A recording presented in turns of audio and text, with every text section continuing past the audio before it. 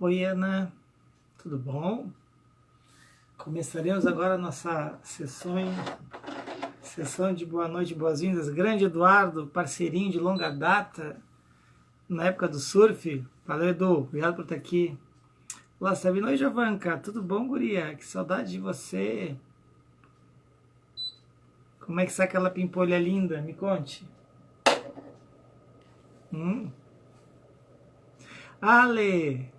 Opa, Igor também, que legal. Boa noite, Ale. Tudo bom? Tamo junto. Isso aí, Eduardo. É nóis, irmão. Oi, Lara, tudo bom? Como você está? Comigo tudo bem. Renata. Renata foi minha colega na época da escola. Que bom, João, que é bom saber. Opa, grande Fauzi, amigo querido. Mr. and Mr. Hélio. Grande Igor.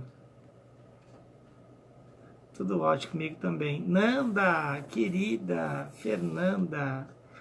Oi, Aline. Beijão pra você. Flávia, que legal, Flávia. Você aqui hoje também. Que bom, pessoal. Muito bom estar recebendo vocês aqui. Nós temos que marcar um churrasco. Tem que ser um churrasco virtual, mas temos que marcar um churrasco, uma confraternização.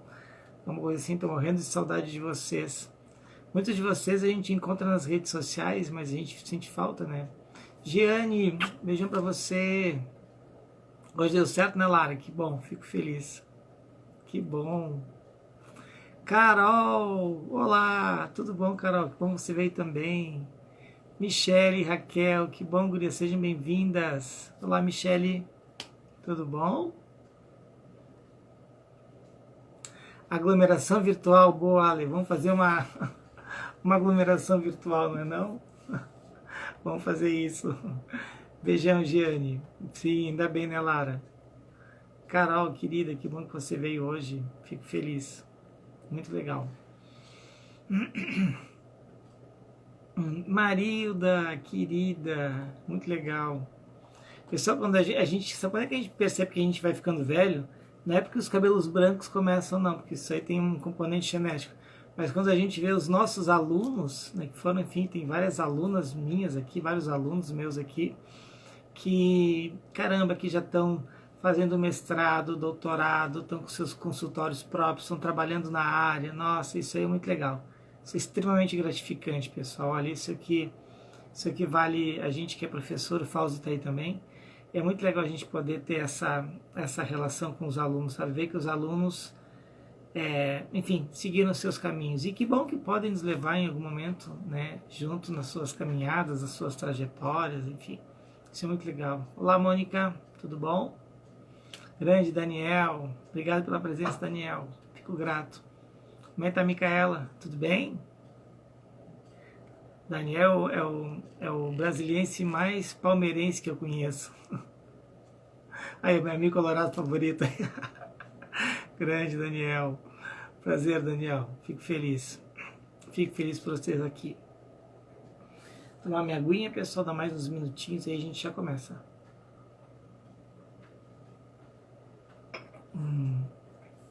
Bom, então, pessoal, vamos lá. A tarefa hoje é árdua. O nosso tema hoje é um tema muito amplo e, óbvio, eu vou fazer alguns recortes para que a gente possa, enfim, discutir, aprofundar, refletir sobre esse tema. O tema da live de hoje é passado, passado meu, existe felicidade ao lado seu? Bom, essa pergunta ela já começa nos provocando. Nos provocando em qual sentido? Bom, primeiro, será que existe algum tipo de felicidade no passado? Eu vou começar a fazer algumas perguntas aqui para a gente nortear a nossa live de hoje. A primeira delas é, por que muitas vezes eu fico preso no passado? Vou tentar responder isso, é claro, sem jamais exaurir o tema, porque essa não é a ideia da live. A ideia da live é da gente pensar. Então, a primeira questão é essa. Uma outra questão, né? Qual é o conceito de felicidade que eu trato? Qual é o conceito de felicidade que eu me baseio para falar, enfim, as coisas que eu vou trazer aqui? Então, isso é uma outra questão que é legal da gente parar para pensar. Um outro ponto é, por que tem pessoas que têm uma permanência no passado e não tem uma referência de passado?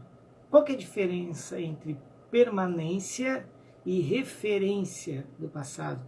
Quando é que o passado ele me liberta de algumas coisas e quando é que ele me faz refém dessas mesmas relações? Enfim, a gente vai começando aqui, pessoal, nosso bate-papo, trocando figurinhas, e espero, obviamente, que vocês vão perguntando, vocês vão questionando daí, que, enfim, a nossa live, a metodologia dela não tem funcionado muito, porque vocês têm perguntado pouco.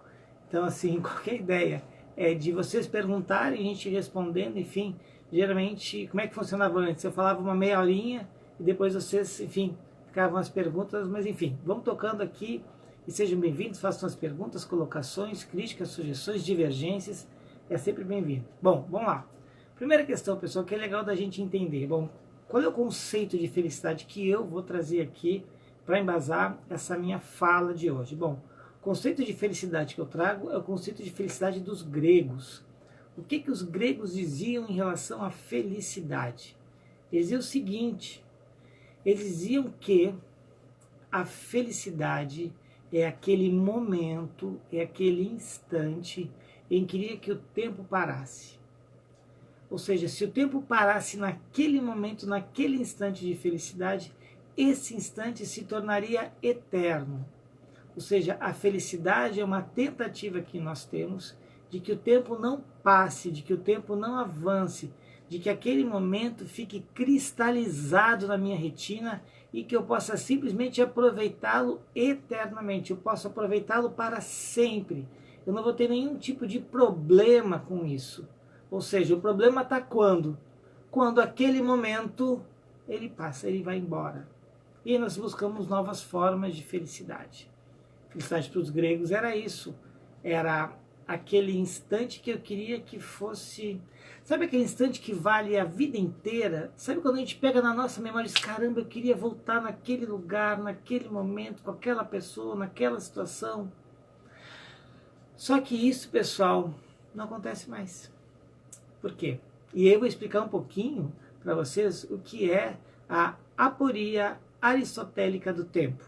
Pode ser uma coisa meio difícil, mas eu vou tentar traduzir e deixar bem simples para a gente entender por que isso não pode acontecer.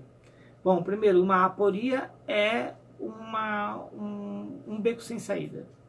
É um problema insolúvel. Eu penso, eu não consigo sair dele.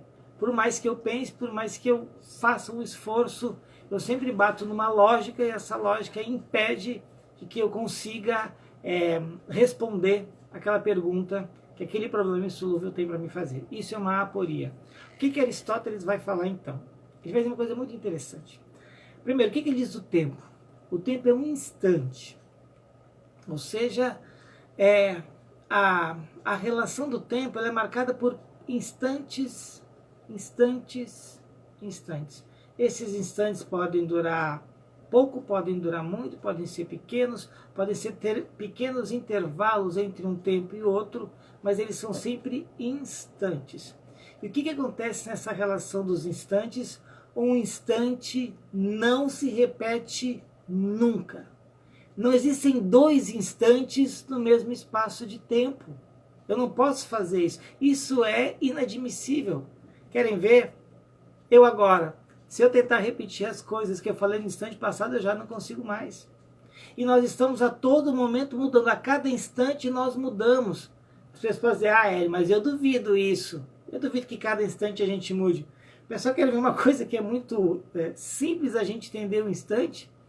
Hoje aqui todos nós estamos vivos, não é? Esse instante. Por que eu mudo? Porque um dia eu vou morrer. Então esse instante da mudança, ele vem, ele acontece.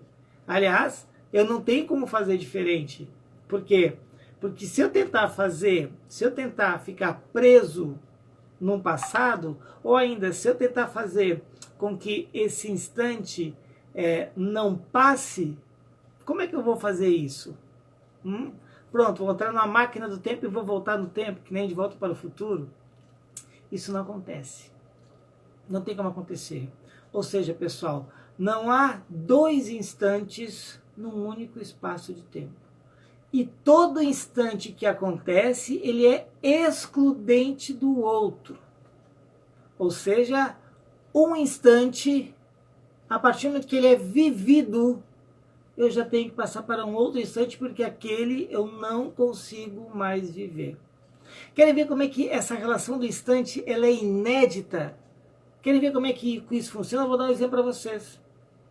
Joguei na Mega Sena.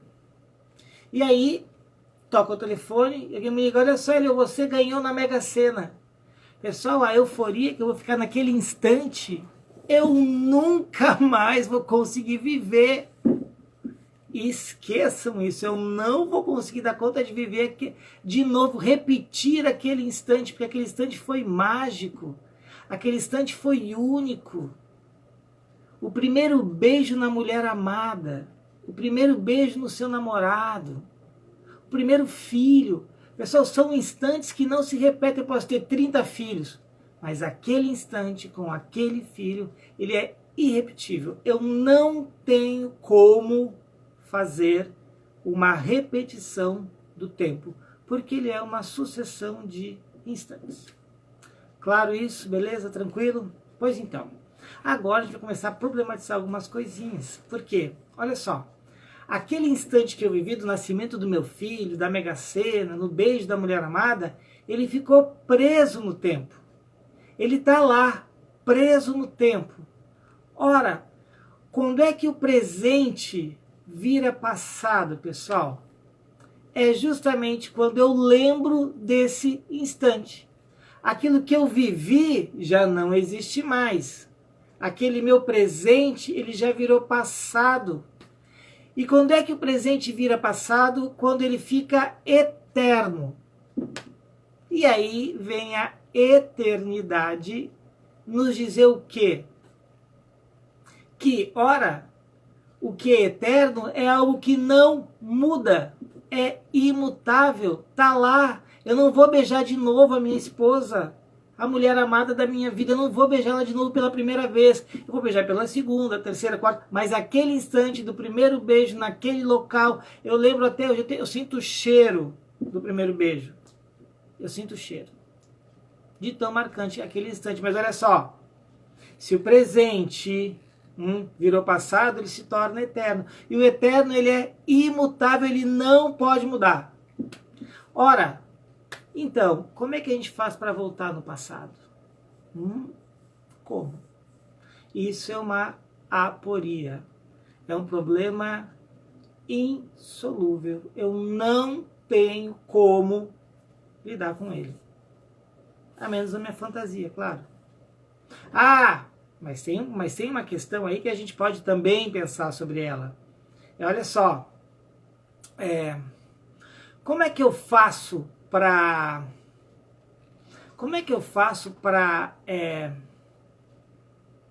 vamos supor que nós temos uma máquina do tempo e a gente voltasse no passado.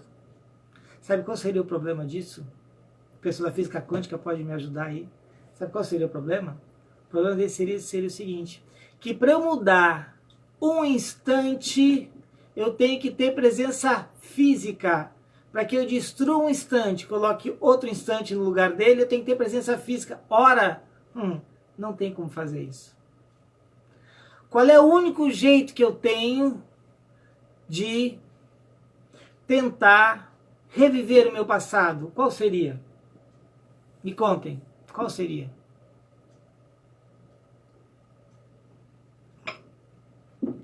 Seria eu produzir um outro instante. E aí o que acontece? Eu volto na relação que o que eu vivi já é passado, né? O que eu vivi, quando é que o presente vira passado? Quando ele é eternizado, quando ele vira a eternidade. Se ele é eternidade, ele não muda. Eu volto no mesmo ciclo da aporia aristotélica. Ou seja, eu não tenho como sair dessa. Mas então por que, pessoal, que nós tentamos, volta e meia, voltar para o passado? Por que volta e meia a gente se apega ao passado? passado eu não tenho como voltar nele. Não tenho. Então, vamos entender isso de uma outra forma agora. Vamos entender por quê, ou os porquês que a gente faz isso. Bom, primeira questão, pessoal, é que muitas vezes nós temos uma memória idealizada do passado. O que é uma memória idealizada do passado?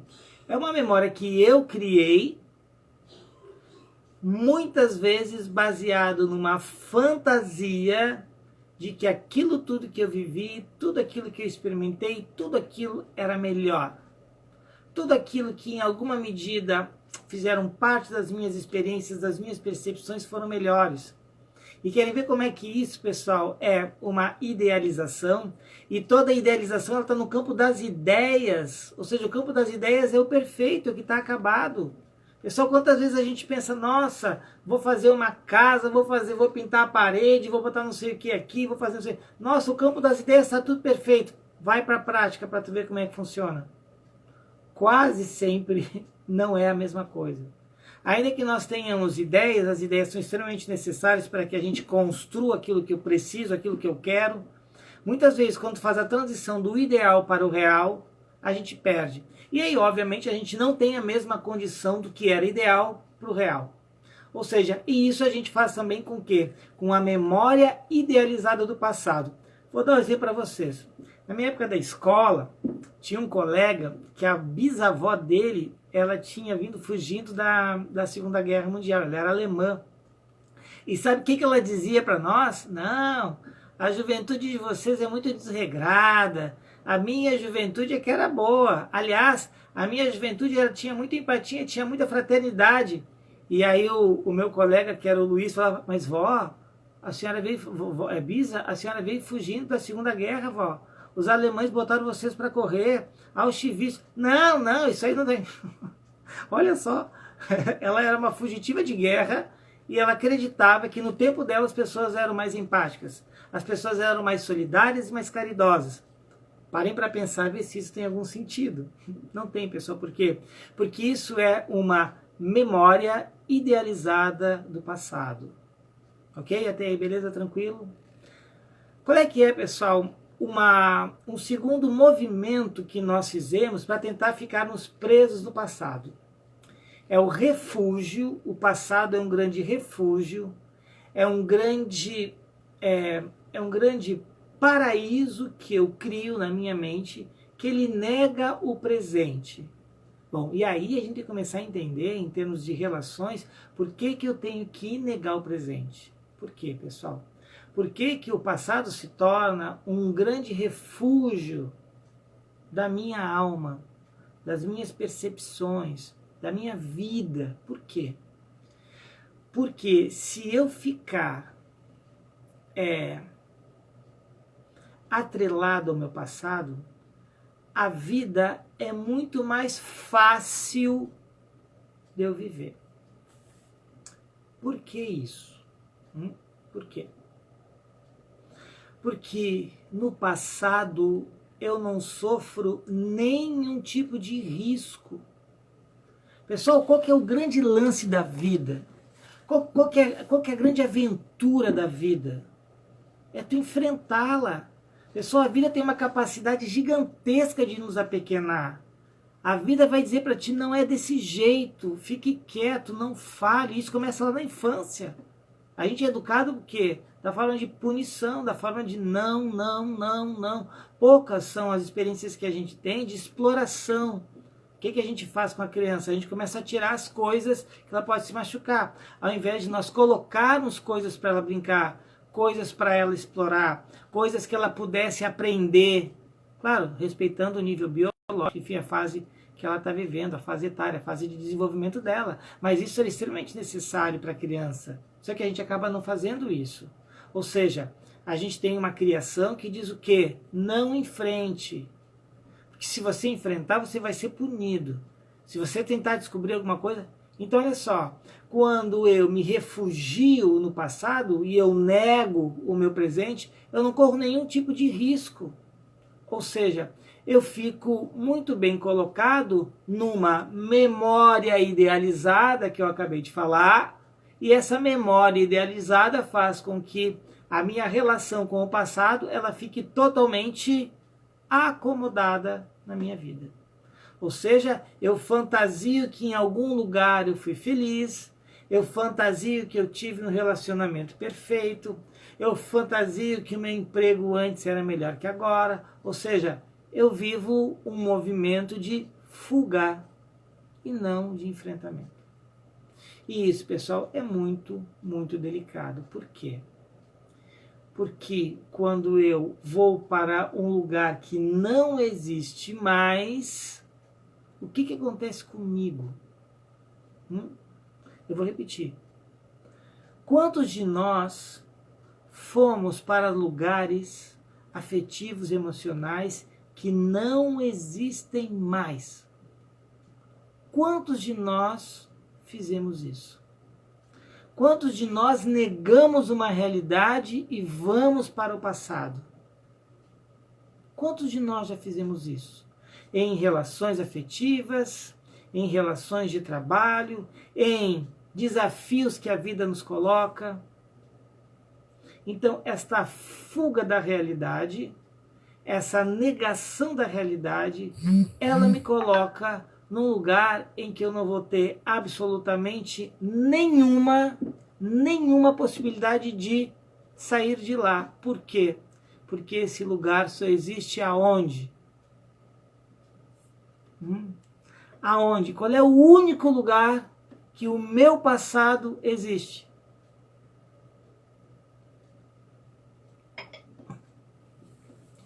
Aonde? Alguém pode me dizer? O único, e não existe outro, é o único lugar que meu passado existe. Onde é? Aonde?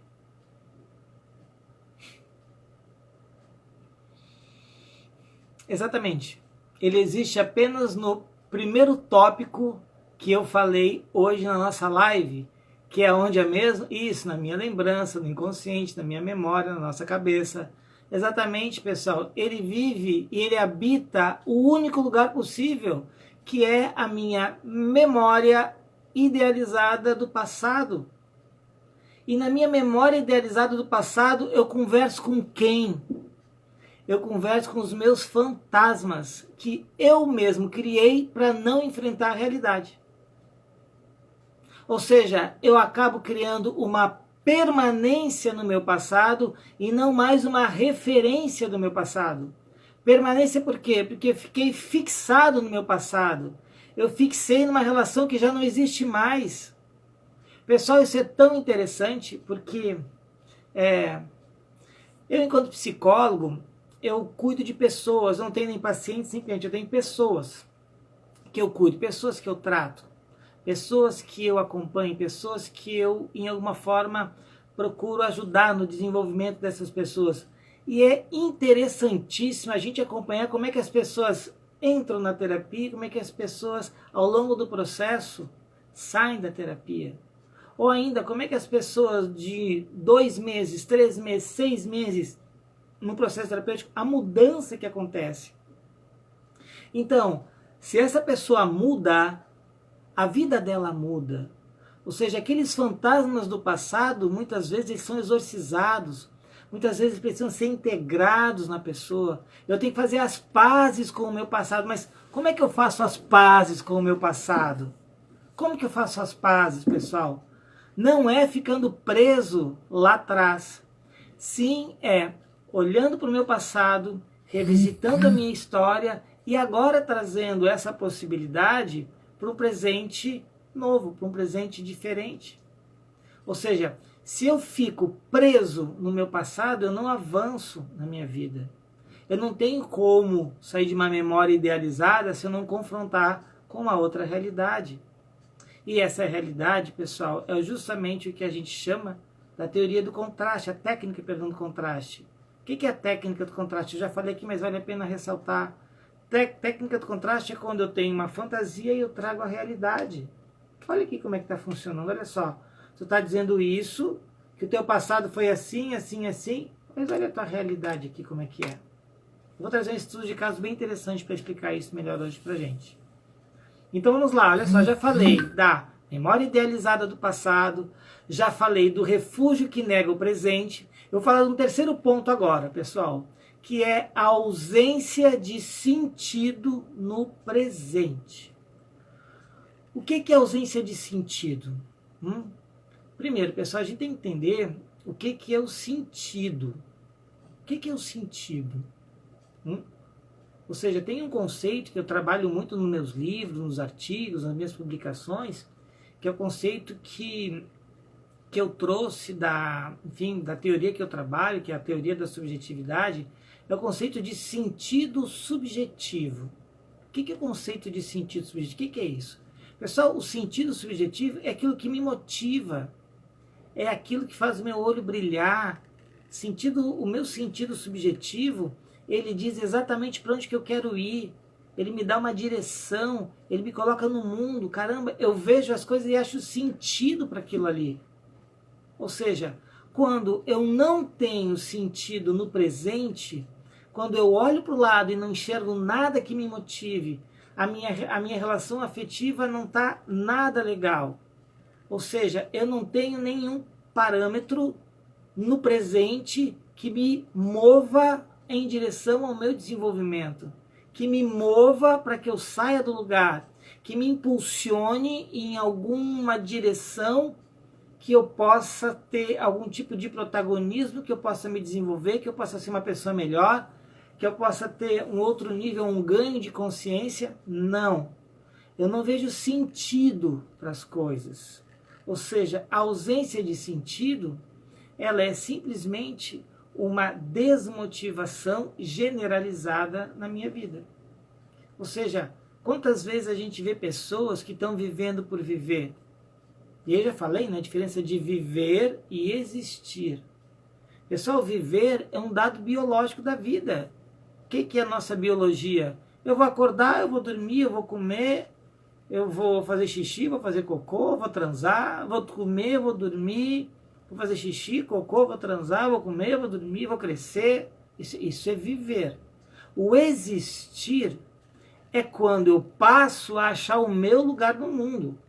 O existir é quando a minha vida ganha sentidos que me motivam a crescer, me motivam a sair do lugar, me motivam a enfrentar o meu presente e não mais a fugir a partir de uma memória idealizada do passado, que essa memória idealizada, de novo, é uma criação da minha mente. De novo, eu fiquei preso no passado, o passado não é mais referência para mim, ele é um estado de permanência. Então parem para pensar que quando eu consigo achar um sentido para a minha vida, caramba, pessoal, eu me levanto todos os dias motivado para fazer aquilo que eu queria fazer. Ou seja, quando existe essa ausência, quando eu não vejo sentido para mim, eu vou vivendo e vou vivendo e vou vivendo e vou vivendo e vou vivendo. Mas eu não existo na vida. Eu não sei qual é o meu lugar no mundo. Eu não sei qual é a palavra que vai dizer quem eu sou. Essa questão da palavra ela é muito interessante. Cada um de nós aqui poderia ser isso, pessoal. Isso é uma simbologia tibetana que fala sobre isso, sobre o Dharma, sobre o Karma, sobre o Daimon. O que é o Daimon? O Daimon é o nosso grande gênio. O que eu quero trazer aqui para vocês? Que cada um de nós tem uma palavra para dizer para o mundo. E o que a tradição tibetana nos ensina em relação a isso? Ela diz o seguinte, que quando nós achamos a nossa palavra para dizer ao mundo, quando a nossa palavra sai e vai para o mundo, ela retorna carregando uma parte do universo. E quando eu carrego o universo dentro de mim, eu faço parte de uma grande engrenagem que move o mundo. Eu achei o meu lugar no mundo. Isso faz com que minha vida tenha sentido. Fica mais fácil para vocês. Vamos lá. Eu quero que vocês me digam qual seria a palavra da Madre Teresa de Calcutá. Qual seria a palavra que definiria Madre Teresa de Calcutá? Qual seria a palavra dela? Qual seria o grande daimon dela, o grande gênio dela, que iria falar para ela essa palavra? Qual seria a palavra da Madre Teresa de Calcutá?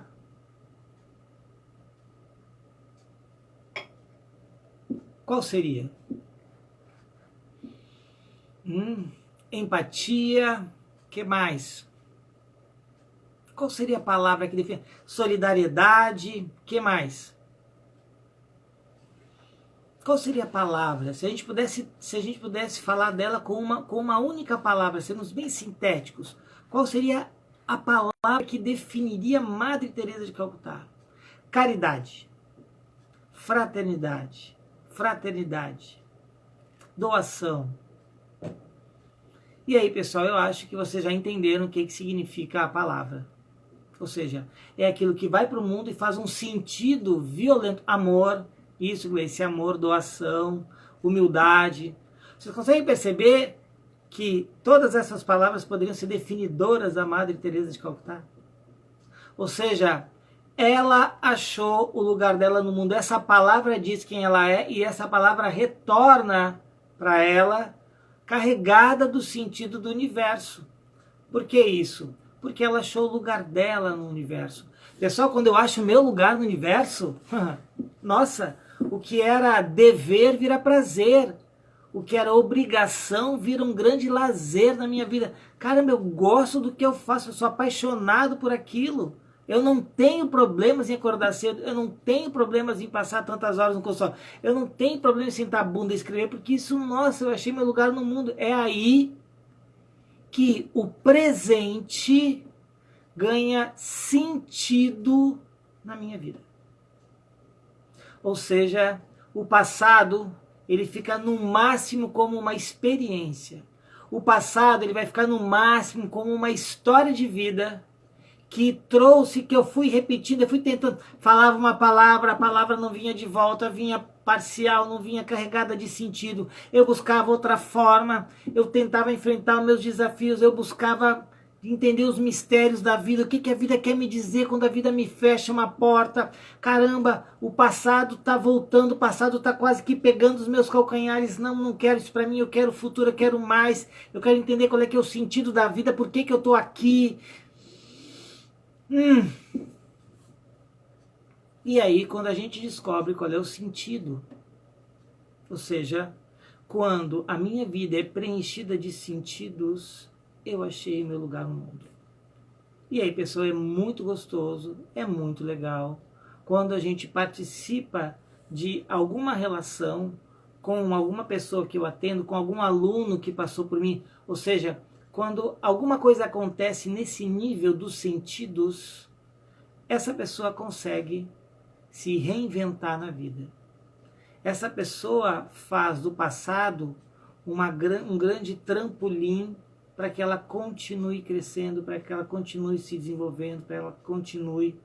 Ou seja, o passado vira uma referência e ela vai repaginando, reatualizando, redimensionando, reconfigurando toda a sua vida. Por quê? Porque essa relação da memória idealizada ficou para trás, o refúgio no passado não acolhe mais, e a ausência de sentidos foi elaborada de uma forma em que eu ressignifiquei algumas coisas, e a partir daí, o que acontece? Eu posso buscar felicidade agora, aqui, nesse momento. Eu não tenho mais como buscar felicidades no passado.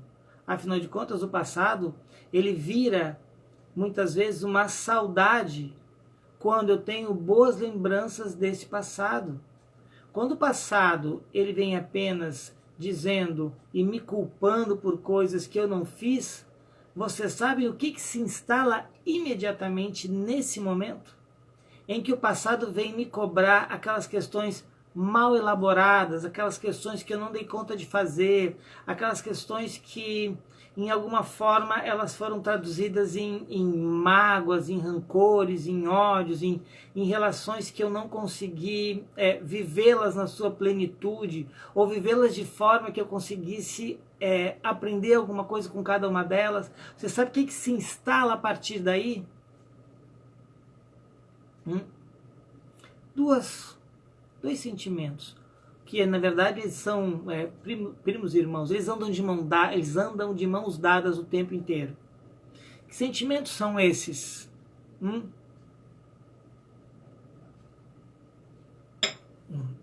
Que sentimentos são esses? Quais são esses sentimentos? É desespero? Quase lá. Também pode ser um dos sentimentos que a gente acaba sendo acometidos. Pessoal, as frustrações com certeza estão nesse palco também, Gleice. Agora, quando eu não consigo elaborar o meu passado, pessoal, o medo e a angústia passam a habitar o meu coração e a minha alma. O medo e a angústia, eles são privadores, eles são impeditivos para que eu consiga me libertar do passado. Por quê, pessoal? Por que o medo e a angústia, eles não conseguem... Por que o medo e a angústia se enraizam na minha vida? Por que o medo e a angústia, eles começam a fazer parte do meu dia a dia? Por quê? Bom, a primeira questão é que eu abri uma brecha para eles. Esse é o primeiro ponto. O segundo ponto do medo e da angústia é que eles me privam da liberdade. Eu não tenho mais liberdade. Pessoal, Hegel falava, o grande filósofo Hegel, ele dizia o seguinte, ele dizia que nós deveríamos temer o medo, porque o medo é o único sentimento que faz com que cada um de nós não saia do lugar. Bom, o que isso quer dizer então, pessoal? O que o medo e a angústia, eles têm para nos ensinar? Por que o medo e a angústia, eles têm o passaporte para que a gente volte para o nosso passado? Porque o medo e a angústia, eles têm uma relação direta com questões que eu não dei conta de viver. O passado, muitas vezes, ele nos cobra algo que nós jamais poderemos voltar a fazer. Acabei de falar aqui sobre a aporia aristotélica. Ou seja, o passado, ele traz um medo e uma angústia de uma incapacidade, de uma inoperância, de uma total falta de condições de voltar naquele tempo. Imaginem só, pessoal, quando as coisas acontecem na nossa vida e eu não dei conta de viver, eu não dei conta de abraçar, eu não dei conta de beijar, eu não dei conta de cuidar daquela pessoa e aquela pessoa morre. Nossa, isso, pessoal, isso é de uma angústia, isso é de um medo, isso é de um sofrimento gigantescos. Passo por isso todo dia. Todo dia no consultório eu consigo perceber que alguma pessoa ficou presa em algum passado da sua vida. Todo dia no consultório eu acompanho alguém que não conseguiu elaborar uma perda na sua vida. E eu falo não só perda física, que a pessoa, enfim, que a pessoa morreu, que a pessoa desencarnou, que a pessoa, enfim, passou para o outro lado da vida. Não só isso, não apenas isso, mas isso também. Eu falo também de pessoas que estão em relacionamentos predatórios, relacionamentos que acabam sendo idealizados, e essas coisas, pessoal, só são geradoras de medo e de angústia. Por exemplo, muitas vezes a gente tende a pensar ou a falar, a gente verbaliza isso. Nossa, aquela pessoa com quem eu me casei era outra pessoa. Eu não me casei com você. Eu me casei com quem? Eu me casei com um homem que era cordato, que era gentil, que era, enfim, um gentleman, e agora eu estou casado com quem? Da mesma forma como o homem também pode dizer, nossa, mas eu casei com qual mulher? Aquela mulher que era recatada, do lar, né? Enfim, né? E aqui, claro, vai uma ironia. Por quê, pessoal? Porque quando existe uma perda, a minha tendência é voltar lá no passado e querer reatar aquela relação. Só que numa morte física eu não tenho como fazer isso. Como é que a gente lida então? Como é que eu vou lidar com essas perdas? Enfim, tem as fases do luto, que muitas vezes a pessoa precisa passar para que elabore essa perda física, mas também, pessoal, existem perdas afetivas e emocionais que são geradoras de angústias tão grandes quanto uma perda física. Isso acontece muito. Por quê, pessoal? Porque quando eu fico preso num medo e numa angústia, a minha responsabilidade é qual? Qual é a minha responsabilidade? A minha responsabilidade é de fazer outras escolhas, é de eu fazer outras opções, é de, a partir do meu livre-arbítrio, eu abrir espaços nessas relações que até então eles não existiam. Ora, como é que a gente faz isso então? Como é que eu dou conta disso? Pessoal, cada caso é único, cada caso ele tem uma relação com as suas subjetividades, subjetividade social, subjetividade individual, com a sua história. Cada um de nós viveu e vive momentos, né? Olha um instante da vida que eles são capazes de serem internalizados, eles são capazes de nos colocarem para frente, são capazes de nos anestesiarem, nos colocarem numa inércia, enfim, várias coisas acontecem a partir da nossa subjetividade. E eu vou trazer aqui um caso muito interessante de como que a Mary Jane lidou com esse medo e com essa angústia da perda.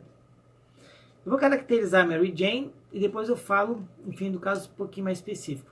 Mary Jane chega na terapia, para fazer terapia comigo, uma mulher jovem, 56 anos, uma mulher que era artista plástica, né? Ela trabalhava com esculturas, ela trabalhava com pinturas, ela cantava muitíssimo bem, era uma artista, né? E ela casa com o marido e tudo mais e tal, e depois de, enfim, acho que depois de uns 20 e poucos anos de casados e tal, enfim, eles se separam. Ela era extremamente dependente do marido, ainda que ela cantasse, ela não tinha voz na relação, né? Ela virou dona de casa, o marido fez com que ela abandonasse a carreira de artes plásticas que ela tinha. Ela era formada em artes plásticas pela Universidade de Brasília. Ela sempre foi uma pessoa que muito religiosa, e com a perda do marido, o que ela fez? Né? Ela acessou o espiritismo, ela virou espírita nesse momento e tal. Enfim, as religiões dão muito consolo para esses medos e essas angústias que nós vivemos quando existe uma perda. A perda do marido, não a perda física, mas a perda da relação, eles se separam e tudo mais e tal. Essa perda fez com que ela fosse buscar consolo e tudo mais no espiritismo. Depois ela começa a terapia depois de um bom tempo. O que aconteceu a partir daí? Ela começou a lidar com o medo e com a angústia dela pelo viés da religião. Como que vocês acham que isso aconteceu? É claro, pessoal, que eu estou fazendo um recorte aqui, porque a minha ideia é de estimulá-los a pensar. Minha ideia aqui é de colocá-los para, enfim, provocá-los ao pensamento, às reflexões, né? O que isso tem a ver com o passado, o meu passado?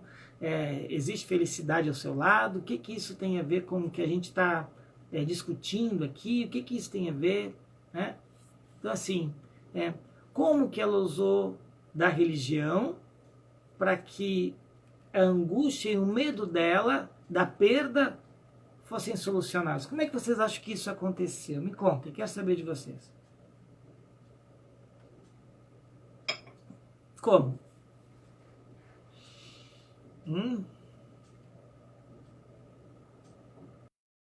Vou dar mais elementos para vocês pensarem comigo, tá bom? Mary Jane, depois de se separar, ela foi buscar os karmas. Boa, Kate. Olha só, o que ela fez? Depois que ela se separa e tal, e ela tinha casado virgem, tinha sido sempre uma mulher monogâmica, ela começa a buscar outros namorados, outros parceiros, outras pessoas para se relacionar. E ela não dava certo. ela invariavelmente ela acabava se frustrando, ela acabava não conseguindo levar uma relação por muito tempo, ela acabava sempre se machucando, se ferindo. Então, como é que ela lidou com medo e com angústia a partir da religião? Vejam, pessoal, como que ela elaborou subjetivamente um novo sentido para a vida dela a partir da espiritualidade. Como é que vocês acham que isso aconteceu? Me contem. Como é que vocês acham que isso se deu na vida dela? Como vocês acham que isso aconteceu? Me contem.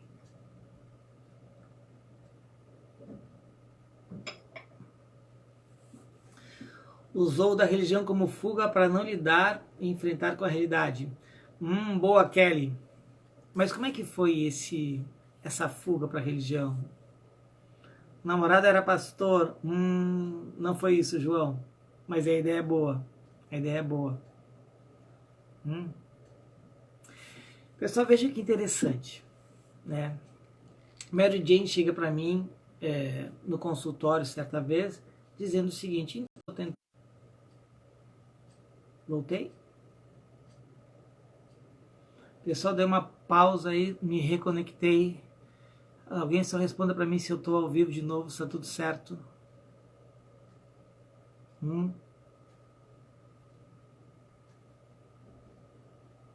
Voltei, tá bom, valeu. Tá bom, obrigado, Daniel, obrigado, Ale. Então, pessoal, veja que interessante, né? Ela chega para mim e diz: então, eu tô tentando, tá difícil, não tô conseguindo, né? Mas olha só, eu tive uma revelação espiritual. Falei: nossa, é mesmo? Me conta como é que foi essa revelação espiritual que você teve. Ela disse para mim, então, assim: olha só, eu tive uma revelação espiritual que disse, o meu mentor espiritual disse para mim o seguinte, que o amor da minha vida, ele não estava encarnado nesse planeta. Nós vivemos juntos durante várias encarnações e ele não estava encarnado comigo nessa encarnação. Ele não vai viver comigo nessa encarnação. Então, o que o meu mentor espiritual falou para mim? Ele falou para mim o seguinte, que era para eu desencarnar disso, né? Que eu andava muito angustiado, andava com muito medo de ficar sozinho, estava com muito medo enfim, de não ter alguém para contar no final da minha vida, mas agora tudo isso acalmou meu coração. Por quê? Porque esse mentor espiritual que me deu essa mensagem, que falou por meio de uma amiga minha que era médium, esse mentor espiritual falou que era para eu ficar bem tranquila, que eu vou morrer e que tudo vai se resolver. Vocês conseguem perceber como que ela atribuiu sentido na vida dela, como que ela trabalhou esse medo e essa angústia da solidão, esse medo e essa angústia de não ter com quem contar na velhice, esse medo e dessa angústia que ela tinha de perder o marido e não colocar ninguém no lugar dele. O que ela fez? Ela coloca uma questão metafísica, ela traz um elemento metafísico, ela traz a espiritualidade para quê? Para que esse medo e essa angústia dela fossem trabalhados. Vocês sabem o que acontece a partir daí?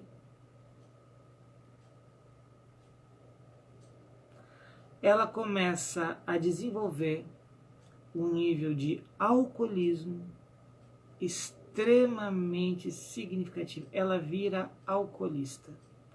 Ela bebe todos os dias. Ela acordava de manhã já com uma cervejinha do lado. Ou seja, vejam que interessante. A angústia dela, o medo que ela tinha de ficar sozinha e tudo mais, ela achou um amparo numa relação de autoextermínio. Ou seja, o Espiritismo trata isso como um suicídio inconsciente. Então vejam, pessoal, como que ela não foi para o passado dela, mas ela foi para um futuro que também não existia. Olha que interessante isso. Olha o que Mary Jane fez. Ela achou um grande mecanismo de defesa contra essa angústia, contra esse medo, que agora ela estava liberta, ou seja, agora ela teria que se relacionar de uma outra forma, ela teria que se relacionar não mais reproduzindo o marido dela, como ela fazia com todos os namorados dela, pessoal, eram a reprodução do marido. O que ela faz então? Ela coloca numa relação metafísica, numa relação espiritual, porque como é que eu vou questionar uma questão espiritual dela? Como é que eu na terapia tive que fazer para trazer ela para uma realidade? Lembram a técnica do contraste, da fantasia? Eu tive que fazer, pessoal, uma grande elaboração para que ela começasse a se dar conta da fuga que ela estava fazendo por não ter conseguido lidar com uma perda. E essa perda lá do passado, ela pulou o presente, ela foi para o futuro. Vejam que interessante esse mecanismo que ela desenvolveu. De novo, ela sai do passado, ela não vive o presente, ela começa a se auto-exterminar, ela começa a fazer suicídio inconsciente, porque ela quer ir para o futuro. Ou seja, ela não quer viver a realidade dela. Ou era o passado, ou era o futuro. Então, vejam, pessoal, como a nossa subjetividade, vejam como eu não posso ter parâmetros fixos nem rígidos quando eu vou olhar para alguém. Só o comportamento dela não seria suficiente. Ora, qual foi a contradição que eu disse para ela? Onde é que foi a técnica do contraste, né, de fantasia e realidade?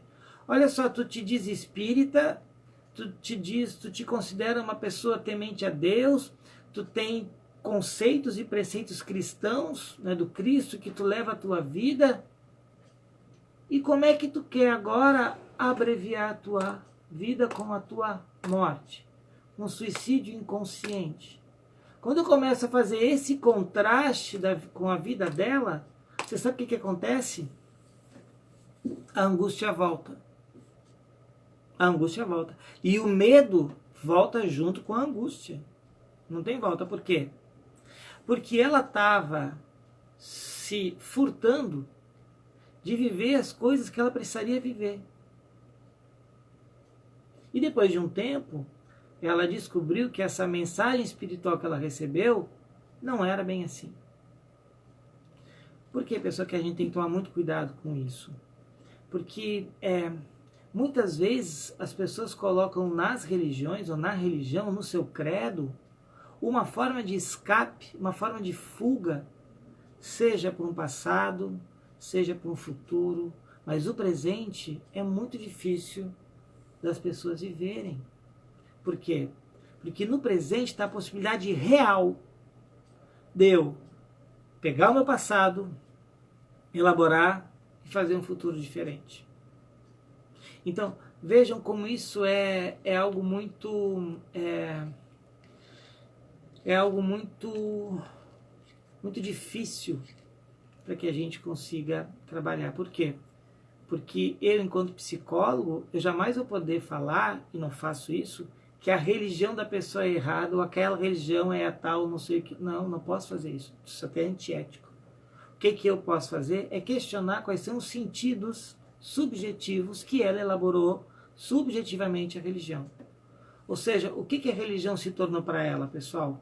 Assim como ela não conseguiu enfrentar o marido e ter uma voz ativa na relação, não. A religião também estava tirando a voz dela desse mundo e botando para o outro mundo. Vejam, pessoal, como os mecanismos se repetem. Então, parem para pensar na vida de vocês. Quais são as fugas que cada um de nós faz do presente? Quais são? Quais são aqueles mecanismos que nós utilizamos para tentar driblar o medo e a angústia e colocá-los para baixo do tapete? Quais são esses mecanismos? Quais são? Quais são as pontes que nós fizemos diretamente para o nosso passado, achando que o nosso problema, a nossa vida ficou presa lá atrás, quando, pessoal, que quantas e quantas experiências nós já tivemos depois disso? Quantas? Quantas? Inúmeras. Então é bom que a gente reflita sobre isso. O passado, ele é fonte de experiências da nossa história. Agora, se eu ficar preso lá atrás, eu não consigo avançar. Não consigo.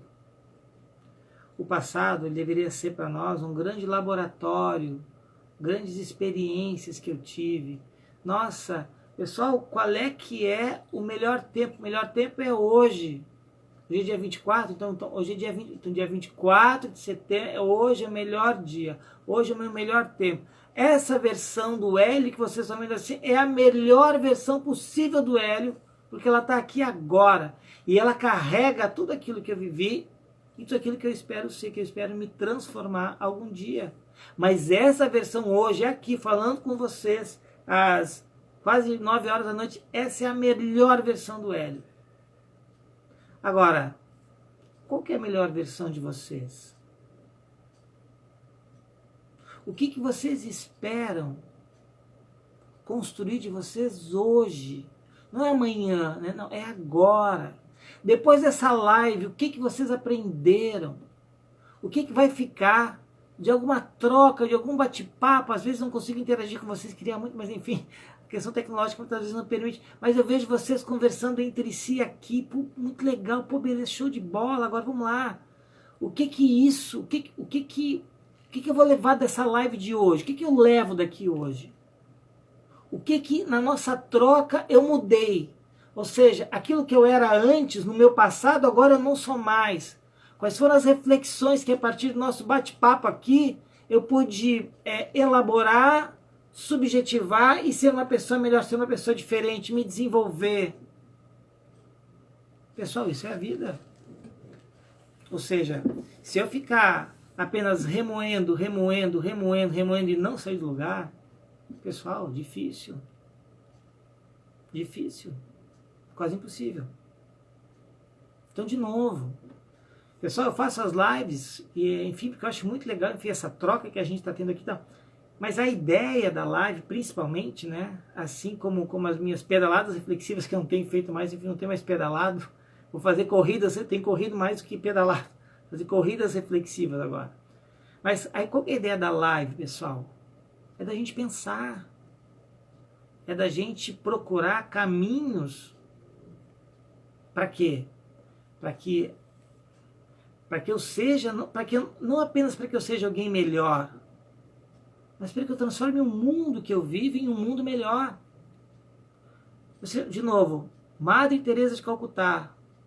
Pessoal, essa mulher, ela achou o lugar dela no mundo por meio da caridade. E nós? Por que nós não achamos o nosso lugar? Por que a gente não busca esse lugar? Por que tem que ficar lá atrás? Por quê? Repetindo aqui o que eu já falei, né? Vamos lá. É só memória idealizada do passado, refúgio que nega o presente, ausência de sentidos, medo e angústia que me privam da minha liberdade. Então, vamos lá, vamos de novo.